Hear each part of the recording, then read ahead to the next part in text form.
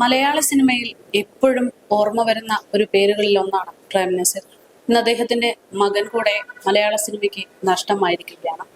Actor Nawaz ഏറെക്കാലമായി ചികിത്സയിലായിരുന്ന അദ്ദേഹം ഇന്ന് മരണപ്പെട്ട വാർത്തയാണ് മലയാള സിനിമാ ലോകം കേൾക്കേണ്ടി വന്നത്. ഇന്ന് അദ്ദേഹത്തിന്റെ ശവസംസ്കാര ചടങ്ങുകൾക്ക് വേണ്ടിയുള്ള തയ്യാറെടുപ്പുകൾ നടന്നുകൊണ്ടിരിക്കുകയാണ്. അദ്ദേഹത്തിന്റെ ഫ്ളാറ്റിന് മുമ്പിൽ, അതായത് തിരുവനന്തപുരത്ത് വഴുതക്കാട്ടെ ഫ്ളാറ്റിന് മുന്നിലാണ് നമ്മളിപ്പോഴുള്ളത്. പ്രേം നസീർ എന്ന് പറഞ്ഞാൽ മലയാള സിനിമയെ അതിൻ്റെ ഒരു രീതിയിലേക്ക്, അതായത് മലയാള സിനിമയെ അറിയപ്പെടുന്ന രീതിയിലേക്ക് കൊണ്ടുവരുന്ന ഒരു നടനായിരുന്നു എന്ന് നമുക്കൊക്കെ അറിയാം. അതുപോലെ തന്നെ അച്ഛൻ്റെ അതേ പാതയിൽ തന്നെയായിരുന്നു മകനും. മലയാള സിനിമയിൽ ഏറ്റവും ശ്രദ്ധിക്കപ്പെട്ട വേഷങ്ങളായിരുന്നു അദ്ദേഹം ചെയ്തിരുന്നത്. ഈ കുറച്ചു കാലമായിട്ട് അസുഖം മുഖാന്തരമാണ് അദ്ദേഹം ചികിത്സയിൽ തുടരുന്നതിന്റെ ഭാഗമായി സിനിമയിൽ നിന്ന് വിട്ടുനിന്നിരുന്നത്.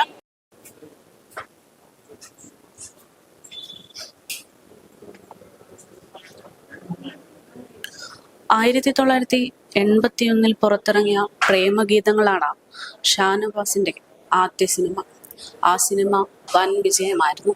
അതോടുകൂടെ മലയാള സിനിമാ ലോകത്തിന് ഒരു പുതിയ താരത്തെ കൂടെ കിട്ടി. പ്രേം നസീർ എന്ന അതുല്യ പ്രതിഭയ്ക്കപ്പുറത്തേക്ക് ഷാനവാസം ശ്രദ്ധിക്കപ്പെട്ടു. 1982 ശ്രീകുമാർ തമ്പിയുടെ ഗാനത്തിലും വേഷമിട്ടിരുന്നു. പ്രേം നസീറിന്റെ മകൻ എന്ന മേൽവിലാസം സിനിമയിൽ കാലുറപ്പിക്കുന്നതിന് അദ്ദേഹത്തിന് ഏറെ സഹായമായിട്ടുമുണ്ട്.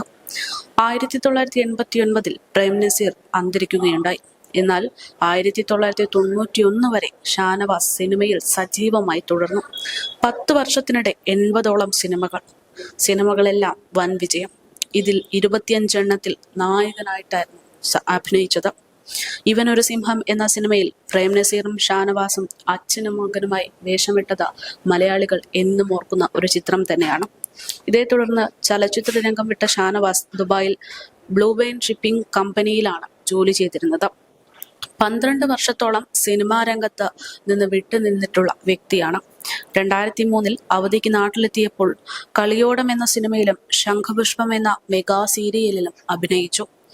ഇതോടെ മിനി സ്ക്രീൻ രംഗത്തും സജീവമായി ഷാനവാസ് മാറി. 12ഓളം വർഷം സിനിമയിൽ നിന്ന് വിട്ടുനിന്ന് ബിസിനസ് ആ കാര്യങ്ങളുമായിട്ട് മുന്നോട്ട് പോകുകയായിരുന്നു ഷാനവാസ്. പിന്നീട് വീണ്ടും മിനി സ്ക്രീനിലേക്ക് എത്തുകയും 20ഓളം സീരിയലുകളിൽ പ്രധാന വേഷമിടുകയും ഒക്കെ ചെയ്തു.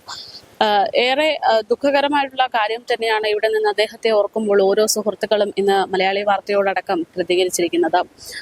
മലയാള സിനിമയിൽ ഏറ്റവും അവസാനമായിട്ട് അദ്ദേഹം തന്നിട്ടുള്ള ഒരു സിനിമ എന്ന് പറയുന്നത് ജനഗണമന എന്ന് പറയുന്ന ഒരു സിനിമയാണ്. നമുക്കറിയാം സോഷ്യലി എത്രമാത്രം റെലവെന്റ് ആയിട്ടുള്ള ഒരു വിഷയമാണ് ഈ ഒരു സിനിമ സംസാരിച്ചിരുന്നത് എന്നുള്ളത്. അതായിരുന്നു ഷാനവാസിന്റെ അവസാന ചിത്രം ജനഗണമന. ഇതിനുശേഷം അദ്ദേഹത്തിന് വൃക്ക സംബന്ധമായിട്ടുള്ള അസുഖം ഉണ്ടാകുകയും പിന്നീട് ചികിത്സയുടെ ഭാഗമായിട്ട് അദ്ദേഹം സിനിമാ ജീവിതത്തിൽ നിന്ന് വിട്ടുനിൽക്കുകയും ഒക്കെ ആയിരുന്നു. കുറെ കാലമായിട്ട് ചികിത്സയിൽ തുടരവെയാണ് കഴിഞ്ഞ ദിവസം അദ്ദേഹം മരണപ്പെടുന്നത്. തിരുവനന്തപുരത്ത് വെച്ചാണ് അദ്ദേഹം മരണപ്പെട്ടത്. തിരുവനന്തപുരത്ത് അദ്ദേഹത്തിന്റെ ഫ്ളാറ്റിന് സമീപത്താണ് നമ്മളിപ്പോഴുള്ളത്. ഇവിടെ അദ്ദേഹത്തെ കാണാൻ വേണ്ടി, അവസാനമായി അദ്ദേഹത്തെ ഒന്ന് കാണാൻ വേണ്ടി എത്തുന്ന സുഹൃത്തുക്കളും സഹപ്രവർത്തകരും ഒരുപാട് ആളുകളുമുണ്ട്. രമേശ് ചെന്നിത്തല ഉൾപ്പെടെയുള്ള സാമൂഹിക പ്രവർത്തകരടക്കം അദ്ദേഹത്തെ അവസാനമായി ഒരു നോക്കു കാണാൻ ഇന്ന് ഇവിടെ എത്തിയിരിക്കുകയാണ്. എന്തായാലും മലയാള സിനിമാ ലോകത്തിന് ഒരു തീരാ നഷ്ടം തന്നെയായി ഷാനവാസം മാറുന്നു എന്നുള്ളതാണ് ഈ ഒരു സാഹചര്യത്തിൽ നമുക്ക് പറയാനുള്ളത്. ഡാൻസർ തമ്പി യൂട്യൂബിലോ വാട്സപ്പിലോ അടിച്ചാൽ മതി. വേറെ ഒന്നും കൊണ്ട് പറയില്ല. പ്രധാനമന്ത്രിയോ നമ്മളെ മുഖ്യമന്ത്രി അടിച്ചാലും കിട്ടൂല, എന്നെ കിട്ടും. കാരണം അത്രമാത്രം കാര്യങ്ങളാണ് ഞാൻ ചെയ്യുന്നത്. ഇപ്പൊ തന്നെ ഈ മീഡിയ മാധ്യമങ്ങൾ വന്നില്ലേ, എന്നോടുള്ള സ്നേഹം കൊണ്ടാണ്. ഞാൻ പലതല്ല ആരും പൈസ പിരിച്ചിട്ടില്ല. എല്ലാ മരണത്തിനും കാരണം ആ നിൽക്കുന്നതാണ് ഗോപാലകൃഷ്ണൻ. മോനിഷ തൊട്ട് നസീർ സാറ് തൊട്ട് ആര് മരിച്ചാലും അവിടെ പോകണം ഞാൻ മാത്രം. അതാണ് ഈ സ്നേഹം കാണിക്കുന്നത്. എനിക്കും അവരാണ്. സത്യം പറഞ്ഞാൽ ഈ ഷാനവാസിനെ സംബന്ധിച്ചോളം ഒത്തിരി പറയാനുണ്ട് കേട്ടോ. ഈ പുള്ളി സുഖം ഇല്ലാത്തപ്പോൾ ഒത്തിരി നമ്മളെ കലാകാരന്മാരാരും വന്നു കണ്ടില്ല. സങ്കടമുണ്ട്. കാരണം നസീർ സാറെന്ന് പറയുമ്പോൾ അറിയാമല്ലോ, അദ്ദേഹത്തിൻ്റെ പുന്നാര മോനാണ് ഈ പയ്യൻ. അപ്പോൾ അതുപോലെ തന്നെ ഈ പയ്യൻ്റെ ഒരു കല്യാണം എന്ന് പറഞ്ഞാൽ സിംഗ് മാമി സെലിയ കുഞ്ഞാത്ത. അപ്പം ചെറിയങ്കിഴാണ് കെട്ടിടം വയ്ക്കണം എന്ന് പറഞ്ഞ് ഞാൻ അന്ന് അറിഞ്ഞ് അവിടെ ചെന്ന് ചാടി കയറി ആ കെട്ടിടം വയ്ക്കാതെ ഇപ്പം അത് പുതിയ കെട്ടിടമാക്കി. അപ്പോൾ ഇതിനെല്ലാം രഹസ്യമായിട്ട് പറയുന്നത് നമ്മളെ ഷാനവാസാണ്. ആറ്റും പറയില്ല. തമ്പിയണ്ണ കാര്യം ഗുരുതരമാണ്.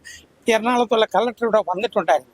അവിടെ ആദ്യമായിട്ട് ജസ്റ്റിസ് കൃഷ്ണനായരെ കൊണ്ട് ഭയങ്കര ഒരു പുരസ്കാരം വാപ്പിച്ചൊരു പേരിൽ ഷാർജ, റാസൽഖൈമ, അബുദാബി, മസ്കറ്റ്, ദുബൈയിൽ അതിന് ചുക്കാൻ പിടിച്ചത് ഞാനാണ്.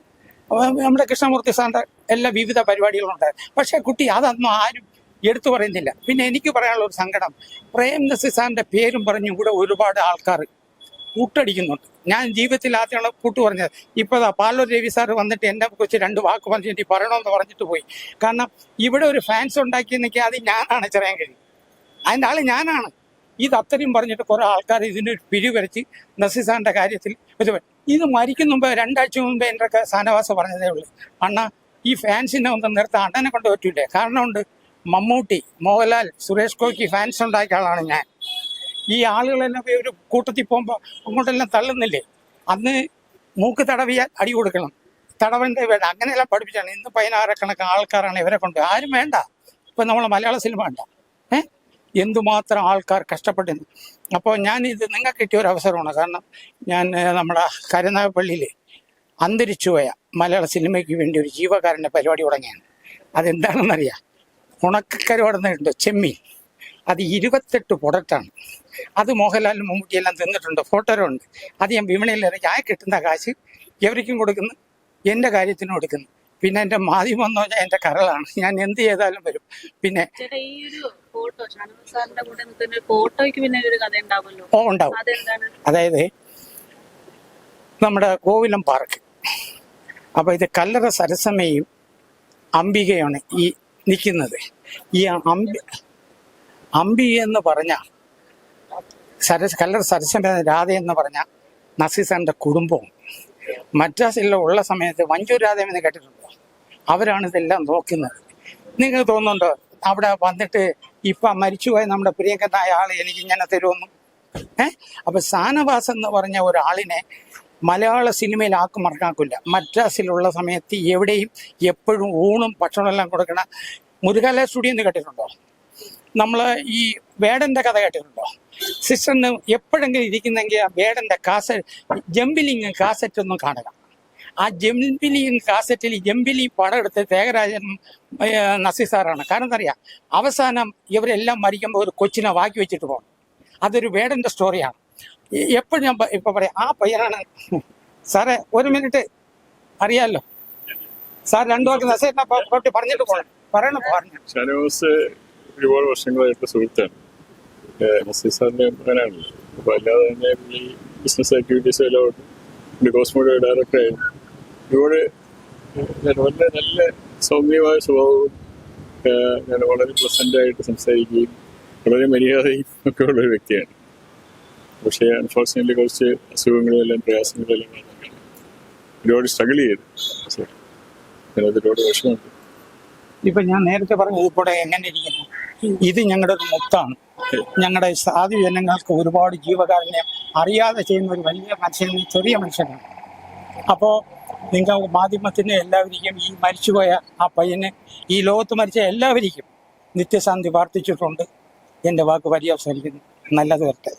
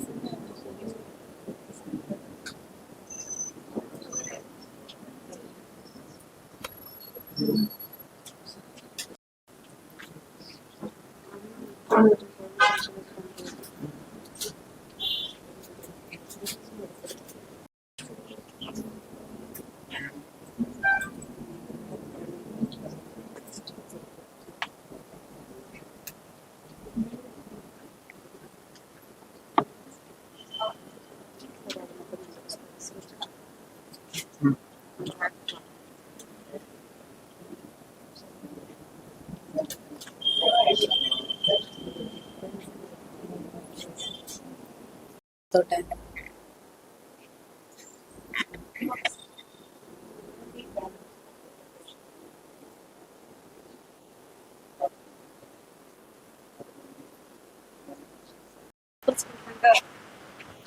കുറിച്ച് വളരെ വർഷങ്ങൾക്ക് മുമ്പുള്ള പരിചയമാണ്. ഷാനവാസിക്ക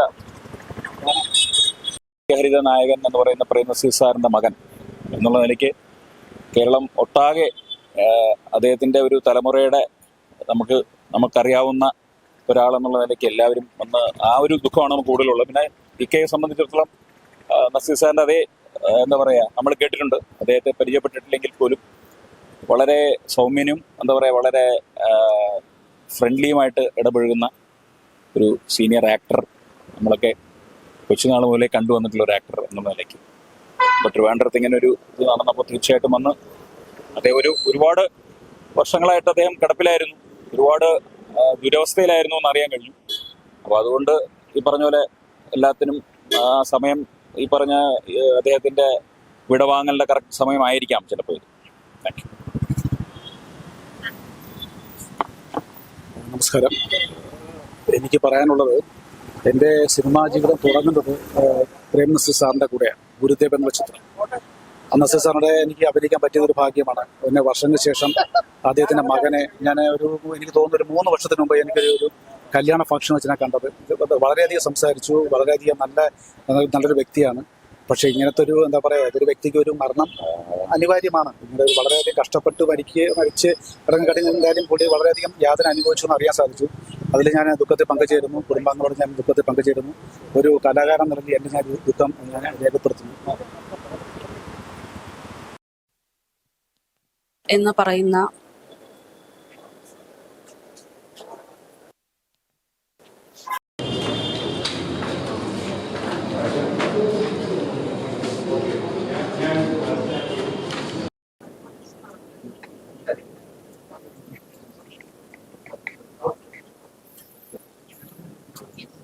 Thank you.